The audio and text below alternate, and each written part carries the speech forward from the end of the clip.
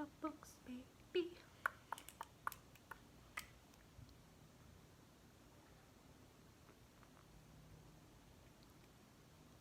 Hi nerds! My name is Jacqueline and welcome to my channel Jacqueline Discovers Books. I'm on a quest to read 100 books in 2021. So let's get started. Today I want to talk about the books I read in November. So I'm going to just go down the list of my TBR and let you know if I read it and if I didn't, and if I did read it, what I thought of it. Okay, so first of all, the local library did me dirty this month, and all of a sudden I was not able to get books through my Libby app from one of the two libraries that I have a card from. And keep in mind, I have a schedule. I have books on holds for certain amounts of time. It has not been easy to plan my reading around when the library books are going to be available to me, but I have done that. All of a sudden, all of my books that were on a hold at this particular library, gone.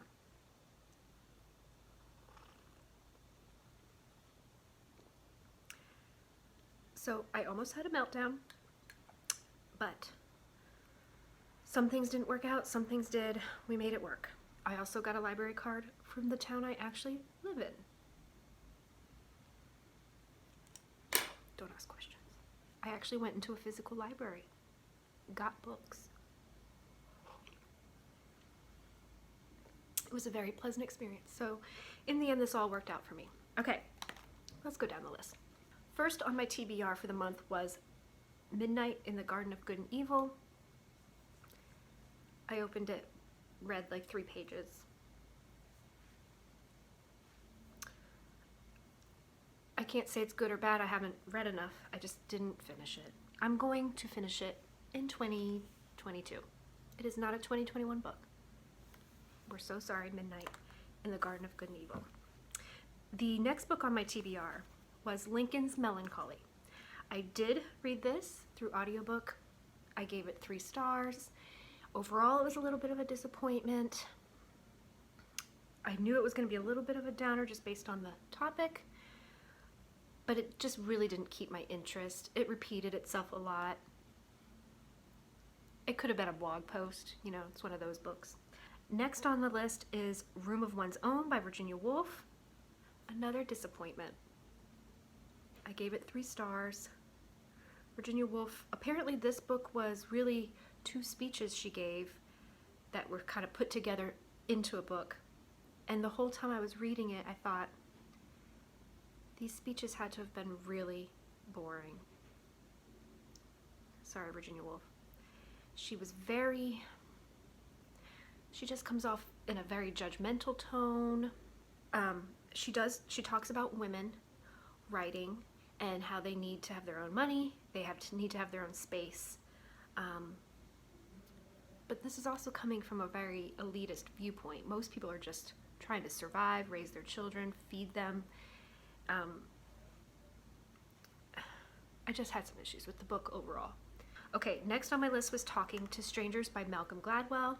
Thank God for this book. It's the only book I really loved this whole month. I gave it 5 stars. It was so intriguing, so interesting. He talks about, obviously, how we misunderstand people in communicating. He gives a lot of real life examples. I listened to the audiobook where he had the conversations that he's referring to in the book, which was really great. I listened to this in one day. I was home from work one day, running errands, cleaning my bathroom, and listening to this book. It was the joy of the month. Next book on my TBR is Other Wes Moore.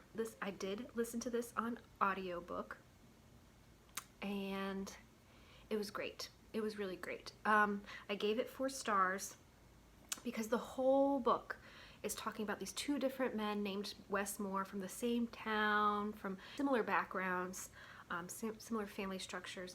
One goes on to be very successful, the other ends up in jail. And all the storyline was interesting. But then at the end, where he has to kind of give his own analysis and wrap up, it just fell flat for me. He didn't really give any of his own insight or opinion. And I guess that's fine, you know, if that was the intention, is for us to think through the book and what we think. But I wanted to know what Wes Moore's thoughts were and then create my own thoughts. So I just was like waiting for more, like, wait, what? It's over? That's kind of how it ended. That's why I gave it 4 stars. The next on my TBR was Why Fish Don't Exist. This was probably my most anticipated for the month. This was Olive from A Book Olive's favorite nonfiction book in 2020, and she reads a lot of nonfiction, so I had to read this. She wrote on her Goodreads that it was something to the effect of the best ending to a book she has ever read, or something like that. So in my mind, I'm thinking something crazy's happening at the end. I can't wait. I flew through the book, liking the book. It was okay, you know, it was a good book. But the ending was just like, okay, you know, it was a good book, but I think I had hyped myself up so much that it fell a little flat for me. So I gave that 4 stars. It is interesting. It's a woman who's going through a hard time in her own life. She finds this historical figure who she kind of latches onto in admiration, and in her studies of him learns that maybe things are not quite what she thought when it comes to his character. So recommend the book. Was not the 5-star read I thought it would be. Optimistic Workplace. Didn't get to it this month. It got mixed up in my library holds fiasco. I will read it in 2022. I read All About Love by Bell Hooks.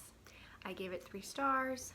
It was not a light and fluffy book that I thought it was going to be, a book about love. It was actually really deep, dark, not dark, but deep. Definitely not on the surface kind of book. It talks about family abuse, it talks about forgiveness and friendship and self-love and materialism, and I mean, it just covers the gambit. Definitely has a lot of strong opinions about certain things that I don't agree with necessarily, so it just made me not love the book as much as I thought I would. I gave it 3 stars. I Thought It Was Just Me by Brene Brown. I read a couple chapters. It didn't get finished. I will finish it. I did like it. She talks about shame. Fun topic, but an important one. Selfish, Shallow, and Self-Absorbed. So this is an essay collection of 16 writers who wrote about their choice to not have children, how they came to that decision. Sometimes it's not really a decision, it's just something that's happened in their life and they look back in reflection on if they are okay with that decision. I was really excited about this, but because, you know, like I said in my last video, I kind of in that age where I need to kind of make some decisions in my life about what I want to do, and I just don't feel like this was a mix of opinions. This was all writers. If you think about the stereotype of writers with alcoholism and mental health problems and just you have to suffer for your art kind of a thing, that's who they interviewed for this book. So I think I need to hear some other people's opinions as well. If anyone knows of any books out there, maybe I should just read some Chicken Soup for the Soul or something. Coddling of the American Mind. This was recommended by my sister-in-law. I gave this 4 stars. I really enjoyed it. But my criticism is anytime that you are writing about a group of people as a whole, you're going to be making stereotypical statements that are just not true for everyone. So although this book covers the issues that are going on college campuses these days, I really don't think it represents everyone, and so that felt a little unfair. But it is full of statistics and facts and not just opinions, so it was an interesting read, and I would recommend it. I would love to talk with people about about it that have read it to see what their opinions are on that and have some discussions. It's definitely a book that could start some conversations. And that's all that was on my TBR for November. Now, I did end up reading a couple of fiction books this month. I was on some road trips with my boyfriend and stuff like that, and so a few fiction books got squeezed in too, but we're not going to mention those for this video. I did also read on one of our road trips a nonfiction called Holidays on Ice by David Sedaris. This is my second Sedaris book. I gave it 3 stars. It's a collection of short stories and essays. Some of them are fiction, some of them are nonfiction. The first story is about how Sedaris, who's kind of a shorter man, he is an elf one holiday season at a local mall, and the stories that go around that season, that was hysterical funny. Some of the other stories were hit or miss. Most of them, it's really dark humor, which I'm not really used to listening to that, but I kept laughing inappropriately, like, oh, that's terrible, but then I'm laughing, you know? So overall, liked it, but I don't think I would recommend it because it's so offensive, to be honest. If you're easily offended, don't listen to that. So now we're full on into December. I am reading. Don't talk to me, I'm reading. I am so close, yet so far from my book goal of 100 books, but we're gonna get there.